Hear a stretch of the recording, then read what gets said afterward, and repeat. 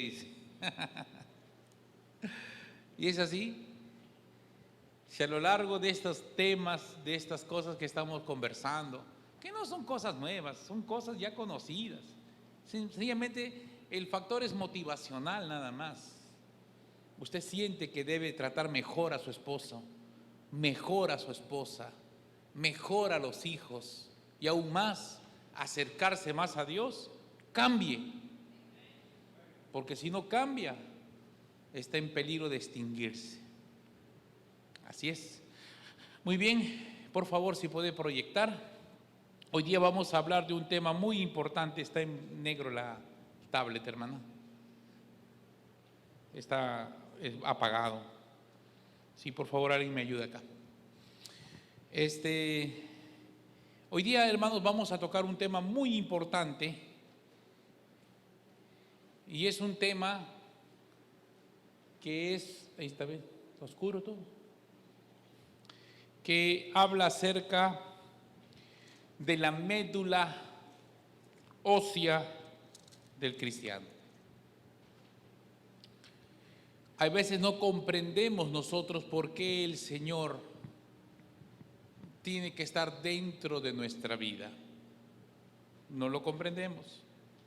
Estamos como esa historia de esa señorita que tenía un amigo que era poeta y le regaló un libro y le dio una ojeada a la primera página, después lo botó.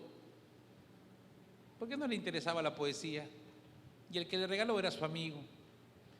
Pero más adelante este hombre comienza a enamorarla a su amiga y su amiga se convierte en su novia. Entonces, gracias, muchas gracias. Precioso. Muy bien, gracias, hermano. Entonces, cuando ya el poeta se convirtió en su novio de la chica, él le dice: ¿te acuerdas que cuando éramos amigos te regalé un libro? Sí. ¿Y dónde está el libro? Por ahí debe estar. La chica regresó a su casa, lo buscó y el chico le llama por teléfono y le dice: mire, esos poemas que yo escribí, que hace tiempo te di cuando éramos amigos, yo lo escribí porque me estaba enamorando de ti. Así que la chica comenzó a buscar los poemas, lo encontró el libro de poemas y ahora sí, cuando leía los poemas tenía sentido, se emocionaba, lloraba, lo amaba más, porque ahora estaba enamorado del autor del libro. Antes no, pues. Cuando nosotros no entendemos la razón por la cual Jesús murió, muchas veces nosotros vamos a vivir una vida cristiana sin sentido y preocupados más por el comportamiento. Aquí les presento a tres hombres grandes de la historia latinoamericana, sudamericana sobre todo, y los dos últimos son peruanos. Vamos a ver un poquito de historia. José Gabriel Condorcanqui es llamado Túpac Amaru II. Es el hombre que inició la revolución contra la colonia española en el Perú. Ustedes saben que el Perú es el centro del virreinato. José Gabriel Condorcanqui nació en el Cusco e hizo una revolución en un lugar llamado Tinta, queriendo libertar a los indígenas peruanos hacia la libertad. Fracasó. El ejército realista lo apresó y este hombre fue descuartizado con 4 caballos. Un caballo tomó la pierna izquierda, el otro el pie de la pierna derecha, el brazo izquierdo, el brazo derecho, pegaron a los potros y salieron corriendo los caballos y lo despedazaron a Túpac Amaru. Sin embargo, es recordado como uno de los grandes héroes que comenzó a hacer la libertad en América.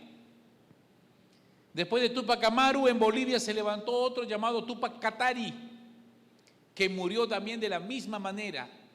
Y los historiadores dicen que con su sangre se sembraron la libertad en América. El hombre que está al medio se llama Miguel Grau Seminario. Y los hermanos que son amantes de la historia los invito a que lean un poquito en Wikipedia. Este hombre en 1879 dio lecciones de ética de guerra. ¿Por qué? Porque mientras él estaba combatiendo con la escuadra chilena, con su buque llamado el Huáscar, la escuadra chilena cayó vencida y él, en vez de matar a los marinos que estaban flotando en la mar, él los recogió, les dio de comer y los devolvió a su país. Y es llamado el caballero de los mares. ¿Por qué? Porque esa lección de ética en 1879 en los manuales de guerra no había. Y este hombre lo hizo activo.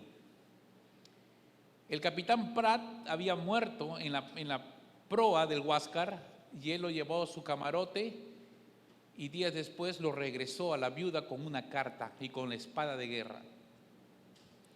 Usted va y pregunta a cualquier peruano ¿quién es Miguel Grau? Inmediatamente el caballero de los mares. Pregunta a cualquier chileno ¿quién es Miguel Grau? El caballero de los mares. Y Miguel Grau es recordado como un héroe porque se inmoló por la patria. El 8 de octubre de 1879 del mismo año fue atacado por dos buques chilenos, la Covadonga y el otro buque no me acuerdo muy bien, y Miguel Grau murió. El hombre que está derecha mía y izquierda de ustedes es el coronel Francisco Bolognesi. Este hombre tuvo una cuestión de ética muy interesante. Siguiente, por favor. Siguiente. Disculpe. Aquí está el combate de Angamos. Los pintores retrataron así: dos escuadras chilenas contra el buque de Miguel Grau. Miguel Grau se fue sabiendo que iba a morir, porque como siempre no había una preparación, los marineros no tenían uniforme, no había comida, no había municiones, el barco no era blindado y los barcos chilenos eran ingleses y él murió. Y él dijo algo interesante en el Callao: yo no vuelvo al Callao si el Huáscar no viene victorioso. Y hasta ahorita no volvió él ni el Huáscar. Pero acá hay una carta que me emociona. Y usted dirá, pero pastor, ¿qué me interesa los héroes peruanos?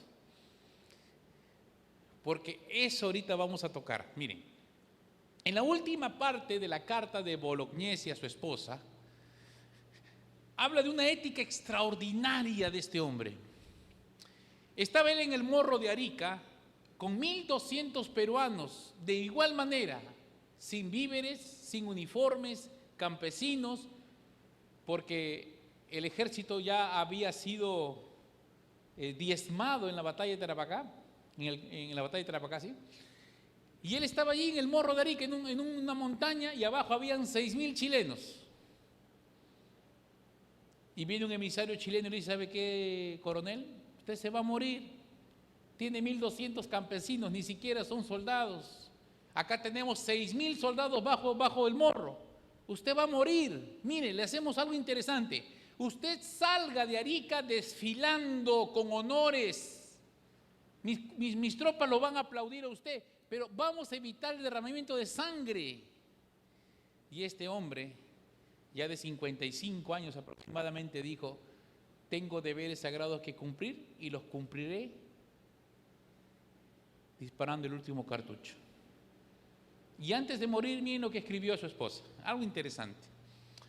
¿Qué será de ti? Estamos en el último párrafo. ¿Qué será de ti, amada esposa, tú que me acompañaste con amor y santidad? ¿Qué será de nuestra hija y de su marido, que no me podrán ver ni sentir en el hogar común? Dios va a decidir este drama en que los políticos que fugaron y los que asaltaron el poder tienen la misma responsabilidad. Nunca reclames nada para que no crean que mi deber tuvo ¿qué cosa? Pero es una ética extraordinaria. Y era un hombre jubilado del ejército. Y él sabía que iba a morir. Y eso es versiones chilenas y peruanas, por si acaso no estoy cogiendo una versión peruana, versiones peruanas y chilenas. Y el 7 de junio fue el combate y murió.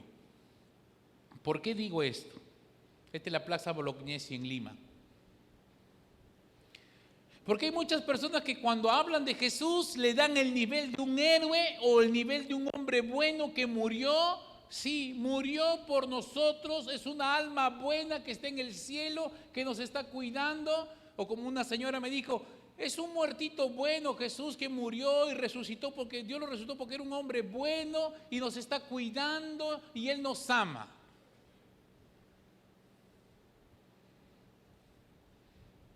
¿Será que Jesús murió porque quería ser recordado como un héroe?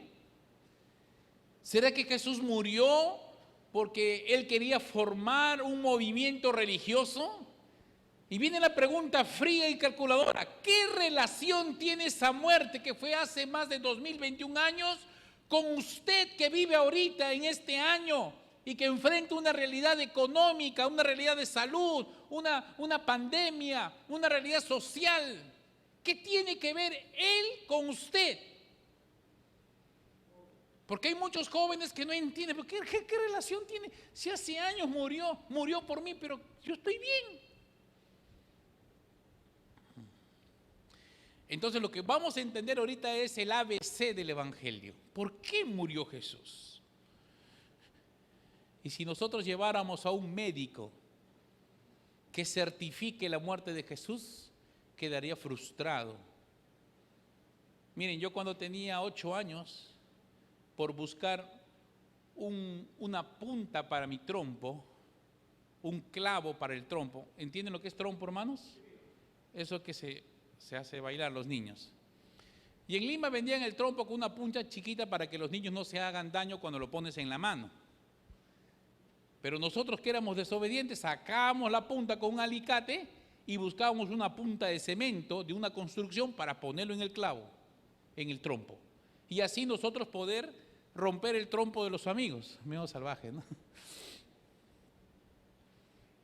Y un día de esas yo me fui a una mueblería a buscar un clavo y yo salté aproximadamente de un montículo de madera de acá hacia el piso, solo que en el piso había una tabla con un clavo. Y cuando yo salté sobre el clavo sentí como una especie de una corriente hasta mi cerebro. Y cuando comencé a dar el paso sentí que una tabla estaba pegada a mi zapato. Me saqué la tabla, me saqué el zapato, me saqué la media y miré un huequito en mi planta. Y como era niño, agarré un poco de saliva, le puse ahí y ya está. 8 años. Ese clavo me tuvo 2 años sin caminar. Y ahí está mi tío de testigo. Porque me acuerdo que mi tío me pagó la consulta en el Policlínico Peruano-Japonés. No podía caminar, me iba al colegio con bicicleta y mi papá tenía que conducir y yo con el pie envendado, porque el clavo había entrado en el hueso y había infectado mi pie. Pero miren qué curiosidad.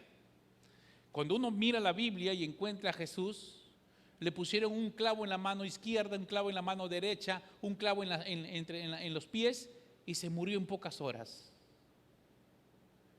Nadie muere en pocas horas con 4 clavos en las extremidades. Y díganme a mí que un clavo me traspasó mi pie y estuve 2 años. Realmente, ¿de qué murió Jesús?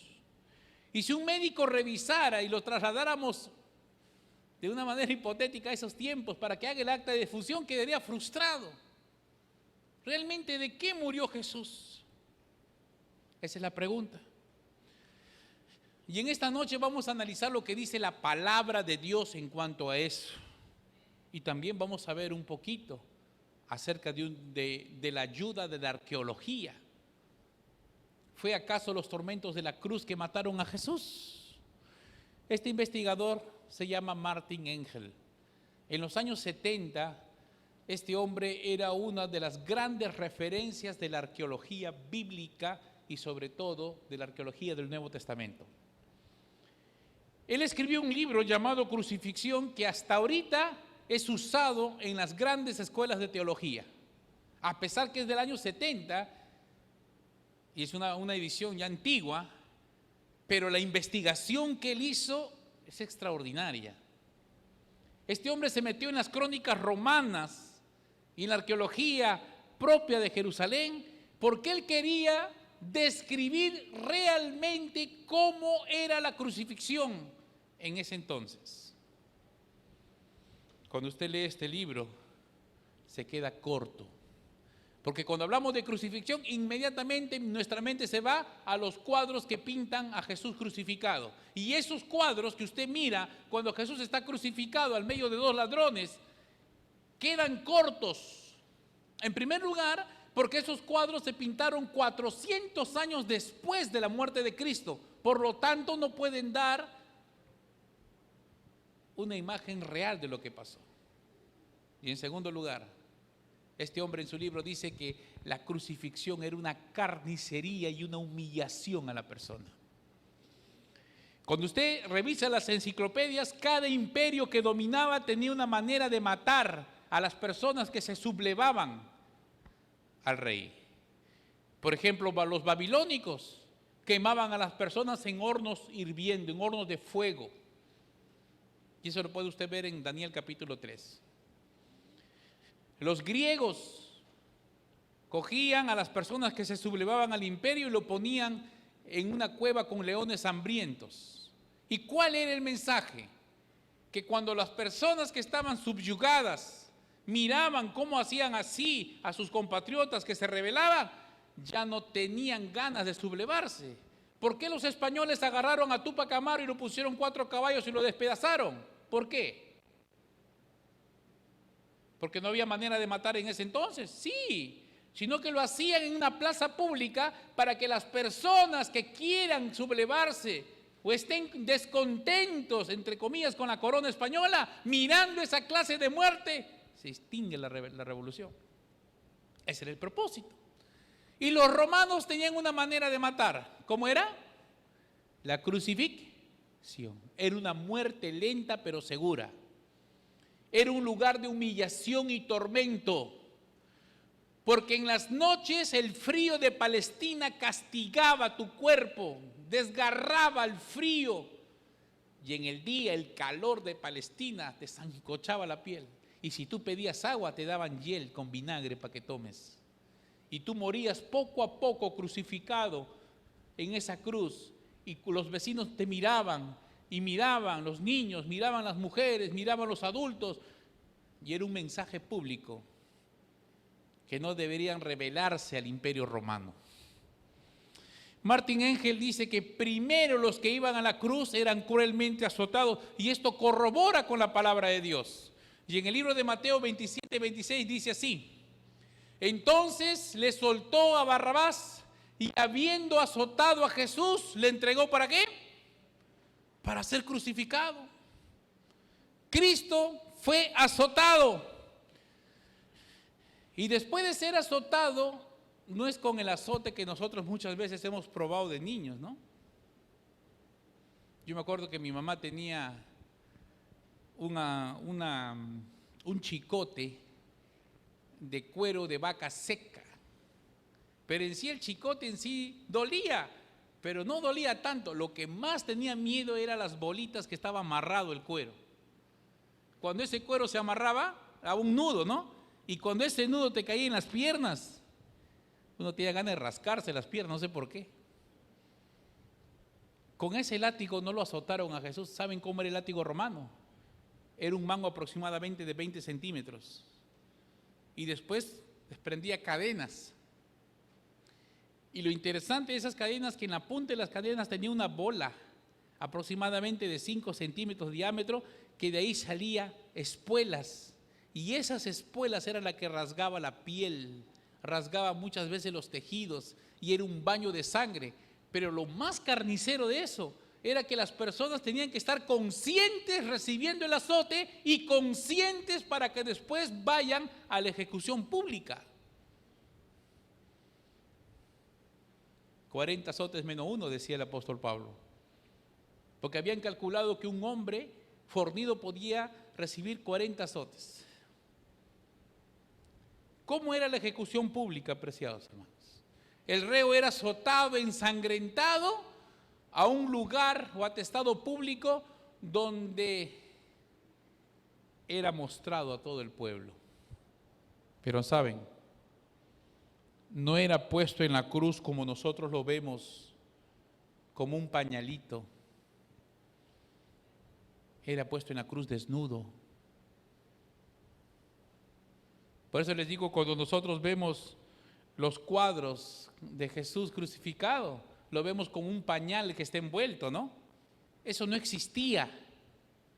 Jesús no fue crucificado como el Mesías en el pensamiento romano. Si a ti te ponen al lado de dos ladrones, ¿qué significa? Que tú eres el mayor ladrón, pues, que tú eres el mayor estafador. ¿Tú estás dispuesto a seguir a Jesús? No esperes que te feliciten tu padre, tu madre, tus amigos. ¿Estás dispuesto a seguir a Jesús? No esperes que haya alabanza de tu familia o de tus conocidos. Es muy fácil fabricar una religión o unas creencias que se acomoden a tu vida. Pero si tú acomodas a Jesús, acomodas la palabra de Dios a tu vida, tú te vas a dar cuenta que tienes que hacer muchos cambios. Y si no, anda los 10 mandamientos. Busca en tu Biblia católica, en tu Biblia evangélica, Éxodo capítulo 20, y leo del versículo 1 hasta el versículo 17. Y compara esos 10 mandamientos con el catecismo, o compara esos 10 mandamientos con el día de reposo que te enseñaron a guardar. Y te vas a dar cuenta que seguir a Jesús no es solamente tener buenas intenciones. Las buenas intenciones no te salvan. Tú puedes tener buenas intenciones, pero eso no significa que el Señor te va a decir: hija, no te preocupes, hijo, no te preocupes. Mateo capítulo 7 dice: no todo el que me dice Señor, Señor, entrará en el reino de los cielos, sino el que hace la voluntad de mi Padre que está en los cielos. Muchos me dirán aquel día: Señor, en tu nombre sacamos fuera demonios, en tu nombre hicimos muchos milagros. Y ahí la palabra dice: entonces yo les declaré diciendo: apartaos de mí. Y en el griego dice anomían. ¿Cómo es anomían? La Reina Valera lo traduce como hombres de maldad. Anomían tiene la A privativa que significa no, y mían viene de nomos, que es ley, hombres sin ley. Solo que la Reina Valera traduce: apartados de mí, hombres de maldad. Pero el término griego dice hombres sin ley. Pero bueno, ¿qué pasaba en la cruz, pastor? Y en primer lugar yo quiero ir un poquito a la Biblia. ¿Quién es Jesús para ti? ¿Saben que yo pensaba antes? Que Dios el Padre es un viejito con barba blanca. Y Dios el Hijo es su hijo mayor, delgado. Y el Espíritu Santo es una paloma que para volando. Así yo tenía la idea de Dios. ¿Quién es Cristo para ti en primer lugar? ¿O estás pensando como los testigos de la Watchtower, de los testigos de Jehová, que piensan que Jesús es un semidios, o sea, es un ser hecho, porque Dios el Padre es Jehová y Dios el Hijo es un ser hecho, un semidios que fue hecho? ¿Qué dice la Biblia? Hermana, si podría por favor proyectar San Juan capítulo 1, versículo 1 al 3, y ustedes van a ser testigos del análisis que vamos a hacer. ¿Quién es Jesús para nosotros? Ayúdenme por favor. San Juan capítulo 1, versículo 1 al 3. Cuando ustedes lean Juan, se van a dar cuenta que Juan comienza a tomar las mismas palabras del Génesis, en el principio. El propósito de Juan no era hablar acerca que Jesús es el Mesías solamente. El propósito de Juan no era hablar que Jesús es alguien que hacía cosas sobrenaturales. Juan va a la yugular de sus lectores. Juan dice: Jesús no es un buen hombre solamente. Jesús no es un héroe. ¿Saben quién es Jesús para Juan? Vamos a analizarlo del 1 al 3, hermana, por favor. Dice así la palabra: en el principio era el verbo. ¿Se acuerdan ustedes Génesis 1:1? ¿Qué dice? En el principio Dios creó los cielos y la... Ya, ahora Juan dice: en el principio era el... O sea, lo que Juan te está diciendo es: yo estoy tomando las palabras de Moisés para que entiendas la divinidad de quien te voy a presentar. Porque cuando Moisés escribió Génesis 1:1, en el principio Dios creó los cielos y la tierra, estamos hablando de un Dios creador. Pues Juan te dice, yo te voy a presentar quién es ese creador. Juan es profundo. En el principio era el verbo, logos, la palabra. ¿Quién fue el que creó todo eso? Por su palabra fue hechas las cosas. Por eso es que la Biblia es la mejor versión de Jesucristo, es la palabra de Dios. Para nosotros no es un libro de historia antiguo que hace buenos consejos, que dan buenas orientaciones, también es bueno. No, para nosotros la Biblia es la palabra, es el dabar, es el logos de Dios. Porque allí se centra nuestra conciencia. La Biblia para nosotros es norma de conciencia. Y como decía por ahí, creo el pastor Bullón, yo creo en la Biblia, decía el pastor Bullón, en un almuerzo nos dijo, comiendo pescado, me acuerdo, en Lima. Si la Biblia dijera que en vez que la ballena se coma a Jonás, la Biblia diría que Jonás se comió a la ballena, yo seguiría creyendo en la Biblia. Porque es la palabra de Dios. Es la regla de fe y de práctica. No es la tradición. No es lo que mi abuela me enseñó. No es lo que mi padre me enseñó. No es lo que dicen obispos o sacerdotes o pastores. No es lo que digo yo. Tú no me creas lo que yo hablo si no está fundamentado en la Biblia. Porque iglesia ninguna te salva, ni adventista, ni evangélica, ni pastor adventista. No hay salvación en hombres. No hay. El texto dice, en el principio era el verbo, y el verbo era con Dios. Y termina con el punto final, y el verbo era Dios. Conclusión, verbo es igual a Dios. El verbo era en el principio con Dios. Todas las cosas por Él, o sea, por el verbo, fueron hechas. Y sin Él, por el verbo, nada de lo que ha sido hecho fue hecho. En otras palabras, ¿qué está diciendo Juan? El verbo es el creador. El verbo es Yahvé. El verbo es Dios. El verbo es Jehová. ¿Estamos de acuerdo o no? Yo no estoy haciendo una interpretación adventista. Estoy leyendo fríamente la Biblia. El verbo era Dios. Y todas las cosas por el verbo fueron hechas. Conclusión, el verbo es divino. El verbo es el creador. ¿Estamos de acuerdo? Ahora el versículo 14, para no leer todo el capítulo. Y aquel verbo, ¿cómo? El verbo, el logos, fue hecho, o sea, el creador del mundo, el que dijo con su palabra, sea la luz. El que formó el universo, el que hizo ese sol maravilloso, esa luna, que lo hizo con su palabra, ese Dios poderoso que rige el universo, se hizo carne. ¿Cómo? No sé. Vino al vientre de María. Y María, para aceptar el natalicio de Jesús en su vientre, también tenía que pagar factura. ¿Entienden la palabra factura? ¿Cómo factura, pastor? Una niña que tenía su novio. Y esta niña de 17, 16 años, en eso le dice, papá, mi barriga está creciendo. Mi hijita, ¿qué ha pasado? ¿Comió frijol? ¿Habichuela? No, papá, está pateando. Hoy José se está portando mal, ¿ah? Si no, dime para decirle, ya tú sabes. No, papá, pues José se porta bien. Y de repente en la noche se aparece Gabriel y dice, mira María, llena eres de gracia, el Señor es contigo. Bendita tú eres sobre todas las mujeres. Bendito es el fruto de tu vientre. Pero Señor, ¿cómo? Si yo soy virgen, no me acostó nunca con un hombre. Y el ángel le explica. Y al siguiente dice, papá, mamá, el bebé que tengo Es del Espíritu Santo, tienen que creer.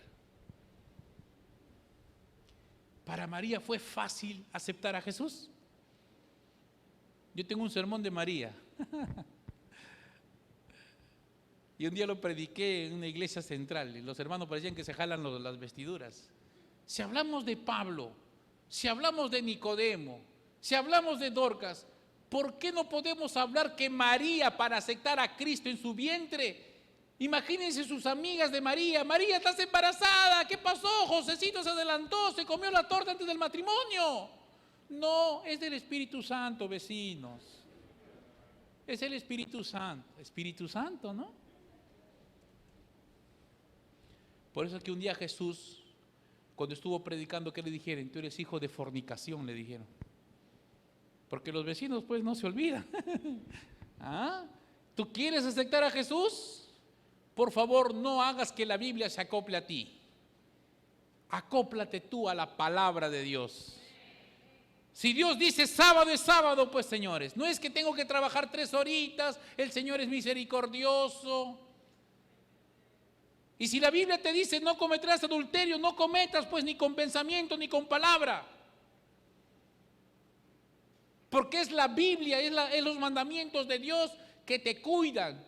Tú no cumples la ley para salvarte, porque la salvación no es por cumplimiento de la ley. El cumplimiento de la ley es el resultado de tu encuentro con Dios. Tú te encuentras con Cristo, automáticamente nace de tu corazón la obediencia. ¿Y por qué te portas mal con tu esposa?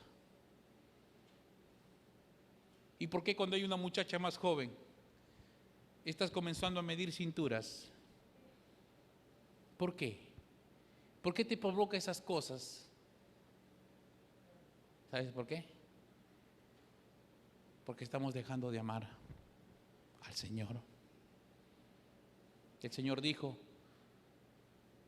cuanto más debes, más amor tienes. ¿Se acuerdan esa historia de la pecadora? Cuanto más amas es porque más has debido. Muchas veces nos hemos olvidado del Señor, de dónde nos sacó, de dónde nos trajo. Pero volviendo al tema, dice: aquel verbo fue hecho, ¿qué cosa? Carne, habitó entre nosotros, vimos su gloria, gloria como el unigénito del Padre. En otras palabras, Jesús se hizo llamar como el unigénito para que puedan entender. Pero era el Padre, era Dios. Volvemos al PPT, hermana. Y ese Dios que hizo el mundo, que hizo los cielos y la tierra, estaba clavado en una cruz como un delincuente. ¿Saben qué pasó en el Calvario? La Biblia dice, apreciados hermanos, que los animales comenzaban a gritar. Las aves comenzaron, usted lee esa escena en el deseo de todas las gentes. Las aves comenzaban a gritar y a volar, las vaquitas en sus corrales gritaban. Dios estaba pendiendo en la cruz. La naturaleza, mis hermanos, hizo como una especie de neblina para tapar la intimidad del Señor que estaba en la cruz. La tierra comenzó a temblar. Los animales comenzaban, yo me imagino que los animales no razonan, pero ellos en su poca comprensión se daban cuenta que algo el hombre estaba haciendo. La tierra temblaba, los animales gritaban, y el único que no entendía eran sus propias criaturas que lo estaban crucificando. Y miren estos soldados romanos que hicieron. Entonces los soldados del gobernador llevaron a Jesús al pretorio y reunieron alrededor de él a toda la compañía, y desnudándole le echaron encima un manto escarlata y pusieron sobre su cabeza una corona tejida de espinas y una caña en su mano derecha, e hincándole la rodilla delante de él le escarnecían. ¿Y qué le decían? Salve, Rey de los judíos. Y escupiéndole tomaron la caña y le golpeaban en la cabeza, Después de haberle carnecido, le quitaron el manto y le pusieron sus vestidos y le llevaron para crucificarle. ¡Qué humillación! Y no estamos hablando de un profeta. No estamos hablando de Bolognesi, ni de Miguel Grau, ni de Tupac Amaru. Estamos hablando del mismo Dios, que sus mismas criaturas lo estaban matando. Y la pregunta es, ¿por qué se dejó matar? ¿Qué cosa estaba pagando en la cruz? ¿Qué transacción estaba haciendo? Por eso es que si tú comprendes el tema de esta noche, te vas a dar cuenta que este tema, como dice Elena de White, cuando nosotros contemplamos la cruz de Jesús, brota del ser humano el agradecimiento, brota del ser humano la comprensión de la palabra, porque tú no puedes soportar tanto amor que el Creador te tuvo, que dejando de gobernar ese universo, esos astros grandísimos, esos mundos no caídos, vino a esta tierra para ser humillado como un delincuente. Cuando el ser humano se da cuenta de eso, te conviertes, cambia tu manera de pensar. Jesús fue a esa cruz desnudo, y así lo atestiguan los 4 evangelios. Si usted analiza Mateo, en el libro de Mateo capítulo 27, versículo 35, en el libro de Lucas capítulo 23, versículo 34, cuando lo hubieron crucificado, repartieron entre sí sus vestidos echando suertes para que se cumpliese lo dicho por el profeta. Repartieron entre sí mis vestidos y sobre mis ropas echaron suertes. Y repartieron entre sí sus vestidos echando suertes. Y si nosotros vemos ahí los 4 evangelios hablan que cuando Jesús fue a la cruz, fue despojado de sus ropas. ¿Qué fue realmente lo que mató a Jesús? ¿Qué estaba pasando en el monte Calvario? Vamos a ver algunos hechos significativos. Lucas era médico. Habían muchas personas cultas de ese entonces que seguían a Jesús, y Lucas era griego y era médico. Un día los invito a leer. Si ustedes tienen tiempo, un día están relajados, lean Hechos y lean Lucas. El libro de Hechos lo escribió Lucas, griego, médico de profesión, médico cirujano de profesión. Y el libro de Lucas lo escribió Lucas, el mismo autor. Y esos 2 libros son destinados a su amigo griego que era Teófilo. Y Lucas, cuando escribe su mismo libro llamado Lucas y el libro de Hechos de los Apóstoles, Lucas lo hace a manera de una tesis doctoral para que su amigo entienda quién era Jesús. Por ejemplo, tú lees Isaías era un doctor de la ley. Él conjuga muy bien los verbos, las preposiciones, las terminaciones. Ándate a leer Amós. Amós, cuando lees, hay que entenderlo Amós, porque Amós era campesino y Amós escribía, como decía mi abuela, como rascado de gallina.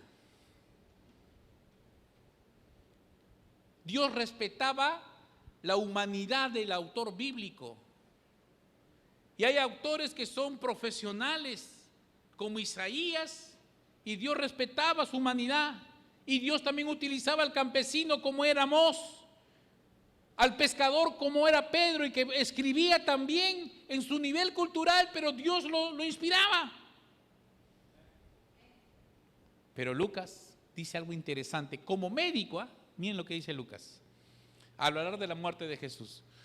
Lucas 23:46 dice así: entonces Jesús, clamando a gran voz, expiró. Interesante, clamando a gran voz.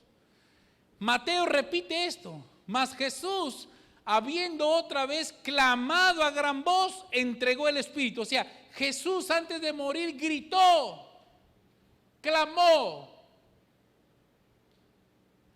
Juan La tradición cristiana dice que era el único que estaba frente a Jesús, así, frentecito. Y dicen que cuando Jesús estaba clavado en la cruz, la tradición dice que el Señor le miró a Juan y a su madre María, le dice, ahí, madre, ahí a tu hijo, y hijo, ahí a tu madre. Juan era el único que estaba presente, frente a frente. Por eso lo que escribe Juan es diferente de Lucas, porque Lucas escribe haciendo un análisis bibliográfico de los autores bíblicos del Nuevo Testamento, o de repente preguntando los testimonios a los apóstoles, pero Juan escribe lo que estaba mirando. Y Juan dice algo interesante acá. Pero uno de los soldados le abrió el costado con una lanza, y al instante salió, ¿qué cosa? Sangre y agua. Qué interesante, ¿no? ¿Dónde nos bautizamos nosotros? En agua. ¿Y las bodas del Cordero, en quién han emblanquecido sus corazones? En la sangre del Cordero. Hay un mensaje interesante, ese es para otro sermón. Sangre y agua. Dos líquidos. Sangre y agua pueden demostrar, apreciados hermanos, que Cristo murió de una gran angustia mental. ¿Cómo es angustia mental, pastor? Ya se lo explica Isaías. Isaías habla de una muerte vicaria. Isaías habla de una sustitución. Mas Jehová cargó en él el pecado ¿de quién? De todos nosotros. Tú naces con un problema. Usted nace en el momento que el médico lo saca del vientre de su madre. Usted nace con la tendencia pecadora. Por lo tanto, tiene un problema. La Biblia dice que la paga del pecado, ¿qué cosa es? Muerte. Desde el día que nace, usted comienza a envejecer. Nacemos con un problema. Desde la planta del pie hasta la cornilla de la cabeza, no hay en él cosa sana, sino herida, podredumbre, hinchazón y podrida llaga, que no están suavizadas ni curadas en aceite. Todos tenemos un problema. La salvación no es porque yo me porto bien, cierro mis ojos cuando veo a una chica bonita, cierro mi ojo y aguanto cerrando mi ojo, y cuando la chica pasa abro mi ojo, Señor, estoy cumpliendo. La salvación no es porque te portas bien, la salvación no es porque das plata a las personas, la salvación no es porque has dejado de tomar, de fumar, de bailar, y porque tú has dejado eso, Dios va a tener misericordia de ti. Esos son trapos de inmundicia. La salvación solamente es por sustitución. ¿Y qué cosa es sustitución? Tú y yo merecemos morir, porque en pecado nos concibió nuestra madre. Tenemos una naturaleza pecadora, que esa es la consecuencia de ir hacia la muerte. Pero alguien vino del cielo que es justo y santo, y vino a esta tierra a pagar las cosas que nosotros, y sobre todo que nuestros primeros padres hicieron. El plan de Dios era que nosotros vivamos eternamente. El plan de Dios es que usted viva con su familia, con sus padres, con sus abuelos eternamente. Pero nuestros primeros padres desobedecieron y obedecieron más la palabra de la serpiente que la palabra de Dios. El primer pecado consistió en que Eva obedeció la palabra de la serpiente, dejando la palabra de Dios. Por eso es que la palabra se hizo carne y habitó entre nosotros.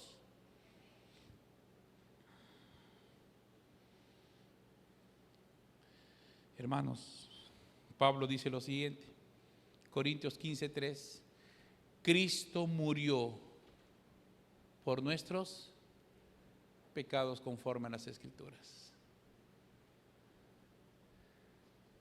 Cuando yo prediqué este tema en Villa El Salvador, es una ciudad de Lima, yo les dije que era a ustedes.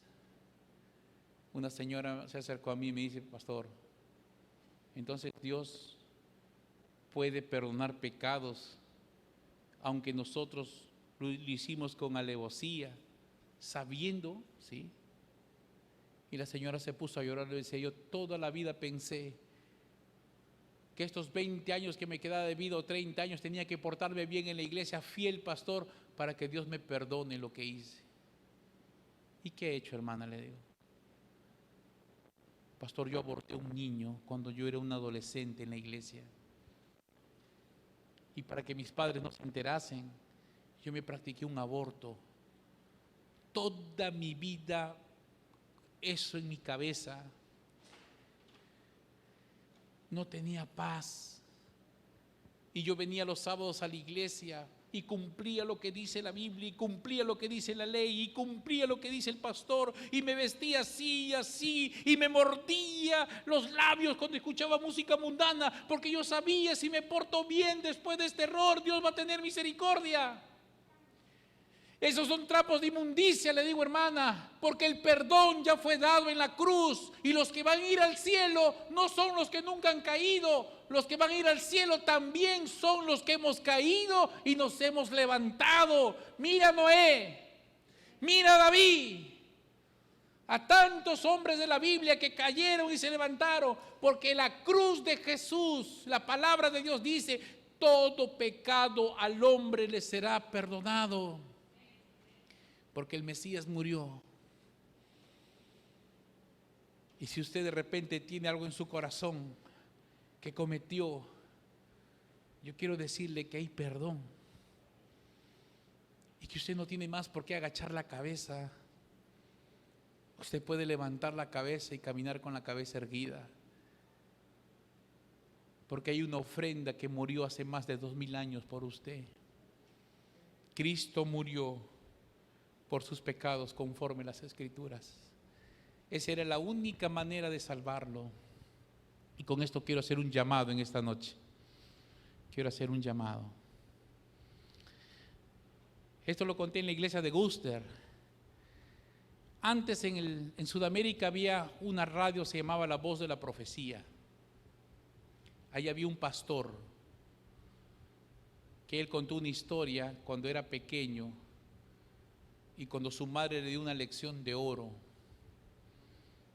Este pastor decía que de niño le gustaba robar las manzanas de la huerta de la vecina.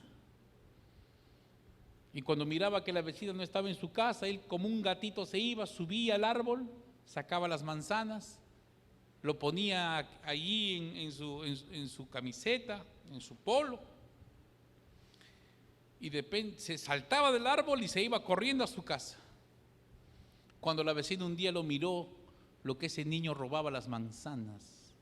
Así que se fue a la casa de la mamá del niño y le dijo, mire señora, su hijo ahorita acaba de entrar en mi huerta, se roba mis manzanas cada día, coge las manzanas, se lo lleva a su dormitorio. Y usted no le dice nada. Usted enseña a su hijo a robar. La mamá del pastor era una mujer muy seria. El hijo, vecina, disculpe, yo voy a hablar con mi hijo.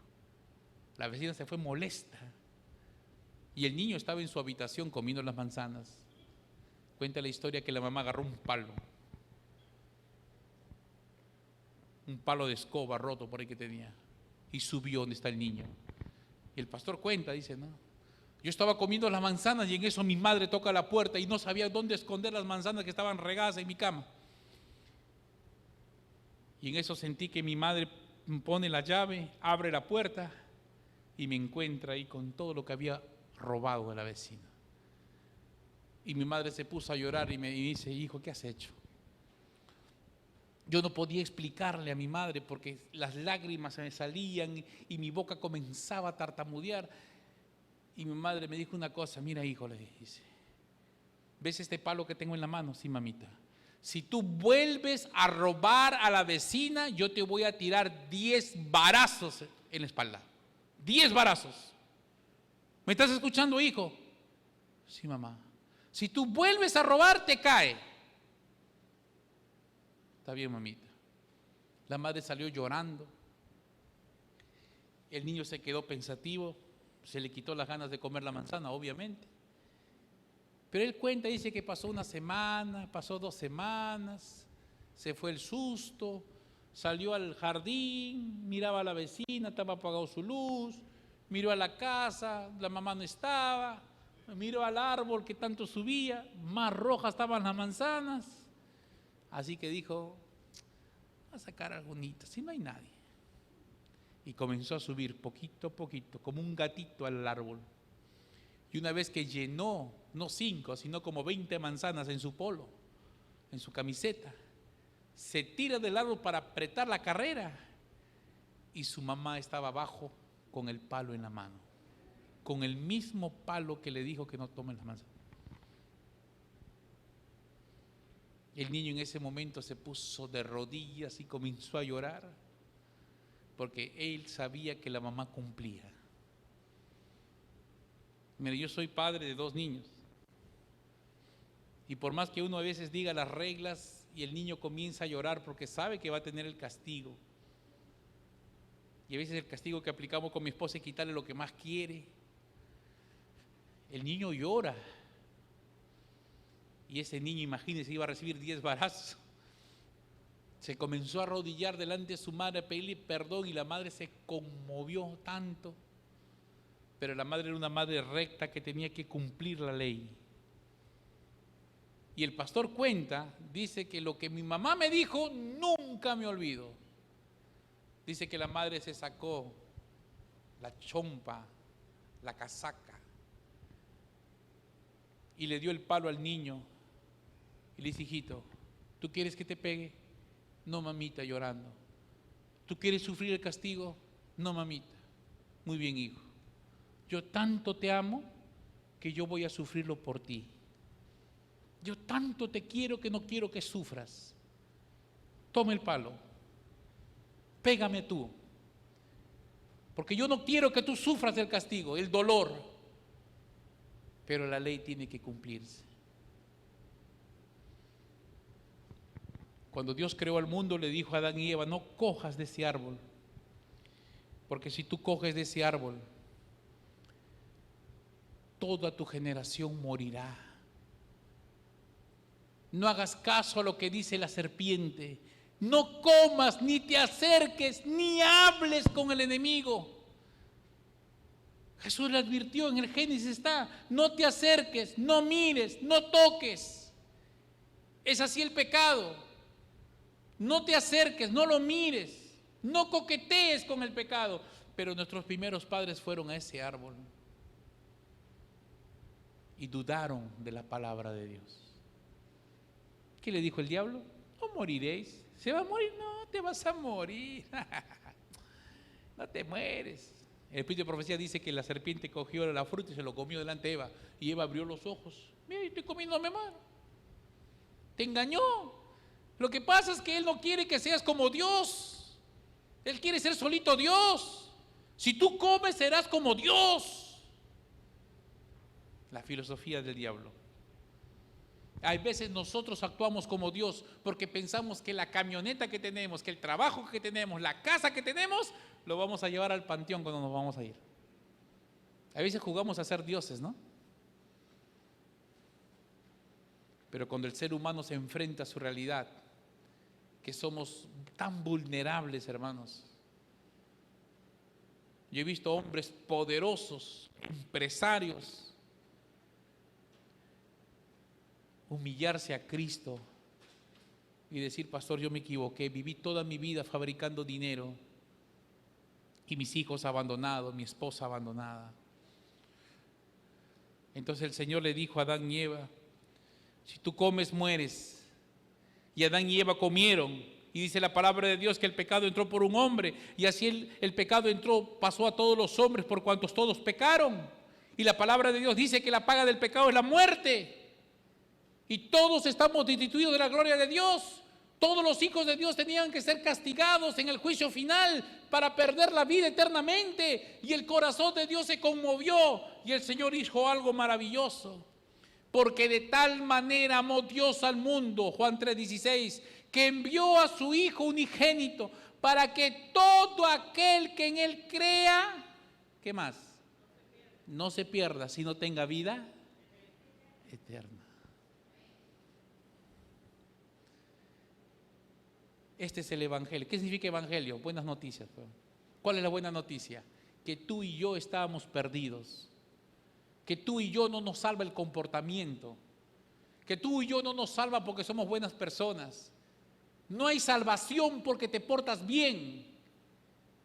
Más bien la Biblia dice que lo que te portas bien es trapo de inmundicia, si tú quieres poner un común crédito para salvarte. La salvación solamente es por sustitución. Si nosotros aceptamos al Mesías crucificado y lo aceptamos como nuestro Salvador, ahí viene la salvación. Hace muchos años atrás, y vamos a poner el video, hermana. Hace muchos años atrás, Daniel Recuenco sufrió una grande enfermedad. Era un amigo mío. Un cáncer, hermanos, a la médula ósea. Y este hombre estaba destinado a morirse. Y él me cuenta, ¿no? Me dice: Héctor, yo ya estaba preparándome para morir, porque los médicos ya no me daban crédito para la vida. Estaba dejando una esposa, un bebé, un niño adolescente, un hijo adolescente. Pero ya ahí yo comprendí, a pesar que era pastor de iglesia, que estaba tan preocupado en el comportamiento y me había olvidado de la esencia del cristianismo, que es la sustitución que Dios hizo por ti. Yo quiero presentarte este cortito video de alabanza que él habla. Él es un hombre ahora que canta a Dios, pero lo canta sintiendo, porque dice que comprendí el plan de salvación. Es fácil volverse religioso, es fácil volverse adventista, hermanos. Pero Satanás lucha para que aún dentro de la iglesia dejemos de entender esta cosa tan simple. ¿Lo tiene, hermano, el video? Por favor, páselo. Vamos a escuchar lo que dice Daniel.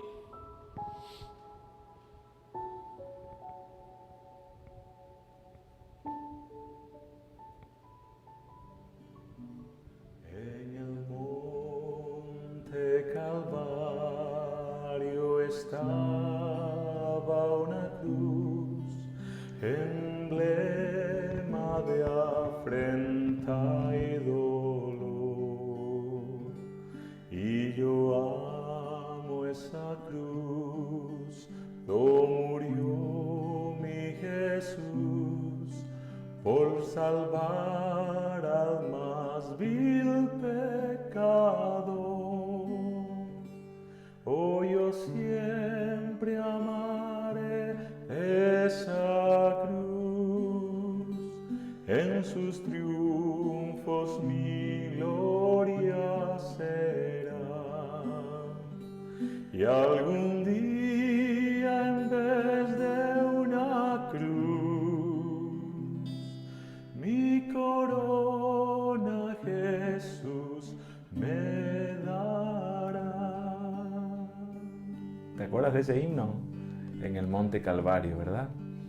Esas tres cruces representan tu vida, mi vida. Esas manos que fueron atravesadas cruelmente por esos clavos reflejan el infinito amor de Dios por ti. Esa espalda fue lacerada y golpeada con látigos terribles y que destrozaron la carne del Hijo de Dios. Aquella frente llena de paz fue penetrada por una corona cruel de espinas tejidas por los soldados romanos. Sí, mi amigo, mi amiga, esas tres cruces estaban allí en el Monte Calvario, pero la cruz del medio es la cruz que quiere estar en el medio de tu corazón también. Es esa cruz donde murió Jesús, tu mejor amigo, aquel que vino a morir por una causa que no era ni siquiera suya, pero lo vino a hacer por amor a ti. Porque como dice San Juan capítulo 3, verso 16, porque de tal manera amó Dios al mundo que ha dado su único Hijo para que todo aquel que en Él cree no se pierda, mas tenga vida eterna. Lo pasearon por las calles de Jerusalén, Finalmente, llevando una pesada cruz, atravesó la vía dolorosa hasta el monte Calvario. Allí, esos horrendos clavos traspasaron los gloriosos pies y las misericordiosas manos de nuestro amigo Jesús. Luego, esa cruz fue levantada y puesta en un hoyo cuyo golpe hizo que los dolores fueran más intensos en el cuerpo de Jesús. Y todo lo hizo por amor a ti. Te hago una pregunta. ¿No crees que son suficientes razones para poder decirle al Señor: Señor Jesús, te amo? Señor, tú no merecías esto. Tú no merecías morir como moriste, pero lo hiciste por mí. Cada vez que mires la cruz, querido, querida, estarás mirando el amor de un Dios extraordinario, el amor único y verdadero que no vas a encontrar en un novio, en una novia, en una enamorada o un esposo o esposa. Es un amor que nunca falla. Es un amor que no se cansa de llamarte y decirte: hijo mío, dame tu corazón. ¿No es el momento hoy para poder decirle al Señor: gracias por esa cruz? Gracias por tu muerte. Gracias porque si no hubieses muerto en esa cruz, no estaríamos irremediablemente perdidos. Gracias por tomar nuestro lugar en esa cruz. Pero como cantaba en este himno, muy pronto esa cruz, esa corona de espinas será reemplazada por una corona de gloria cuando Jesús vuelva, porque Jesús no quedó en la cruz, resucitó y viene pronto para llevarse con Él a todos aquellos que han aceptado su amor y su sacrificio en la cruz. ¿Quieres hacerlo tú también? ¿Quieres decirle: Jesús, te acepto como mi Señor y mi Salvador personal? Oremos juntos y digámoselo en esta oración. ¿Qué te parece? Padre, gracias por tu amor. Gracias por tu amor en esa cruz que se levantó como un instrumento de tortura romano, pero que finalmente se ha convertido en el símbolo del amor para todas las generaciones. Gracias, Jesús, porque no debiste haber derramado tu sangre por nosotros, no valíamos la pena, pero tu amor fue tan grande que tú dejaste tu trono, tu gloria, y viniste a este mundo y naciste como uno de nosotros para morir en una cruz en nuestro lugar.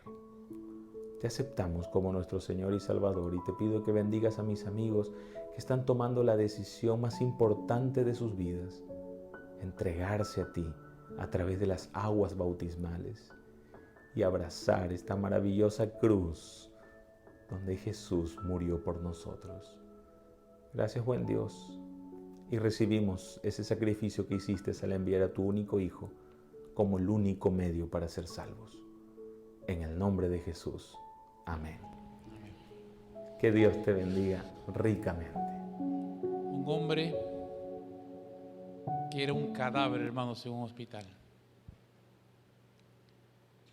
Y allí, en medio de ese sufrimiento, él entendió que la vida cristiana no es un asunto de cumplir, es un asunto de amar. El día que tú dejas de amar a Jesús, ese día comenzamos a dejar de obedecer. En el libro de Marcos 16:16 dice así: el que creyere y fuere bautizado será salvo. Eso está en el español, pero una traducción más correcta del griego dice: el que creyere bautizándose. Entonces yo quiero hacer aquí un llamado en esta noche. Yo no sé si de repente el viernes o el sábado vamos a hacer un bautismo, yo no sé. Pero yo quiero hacer en esta noche una oración de reconciliación con Dios. Porque aún estando en la iglesia podemos fallar al Señor. Entonces yo voy a hacer una oración para que todos ustedes, incluyéndome a mí, digamos: Señor, te acepto como mi Salvador personal y quiero que vivas en mi vida. Y si en esta noche hay una persona que no ha tenido esa oportunidad de decirle al Señor públicamente, hágalo. Así que, ¿qué les parece si oramos en esta noche para pedir al Señor que ingrese a nuestra vida? Amén. Yo lo necesito. Y si usted quiere hacer ese compromiso con el Dios, póngase de pie. Vamos a orar en su casa. Si de repente en nuestra vida espiritual, nuestro culto personal, no estamos haciendo el efectivo, si no estamos siendo fieles al Señor en la devolución de sus diezmos, de sus ofrendas, o de repente estamos fallando en el cuarto mandamiento, estamos trabajando